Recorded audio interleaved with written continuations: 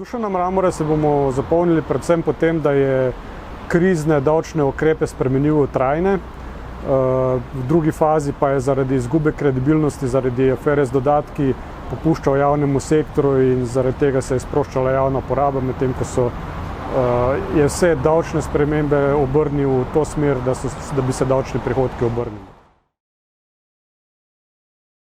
Se je v svojem zagovoru pohvalil z ureditvijo javnih financ. Res je, v njegovem obdobju prišlo do zmanjšanja tekočega primanjkljaja, uredil se je bančni sektor, finančni sektor, vendar pa je to bolj zasluga njegovih predhodnikov kot pa njega samega. On je pač nadaljeval z popravljalnimi ukrepi. Privatizacija je v njegovem obdobju zastala, res je bilo prodanih nekaj manjših podjetij, poleg tega pa še Aerodrom in pa NKBM. Težave ima s prodajo NLB-ja, propadla je prodaja Telekoma Slovenije in nič ni videti, da bi se kaj s privatizacijo nadaljevalo.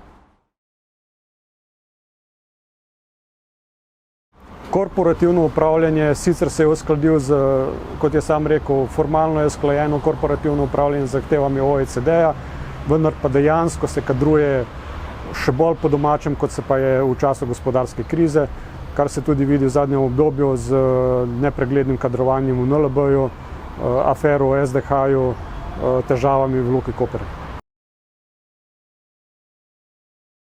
Fiskalno pravilo, tudi s tem se je pohvalil Dušan Mramor, žal pa to fiskalno pravilo še vedno ne deluje, sicer je izpeljane večina formalnih ukrepov, nima pa še fiskalnega sveta in tudi nič ne kaže, da bi bil kmalu sestavljen.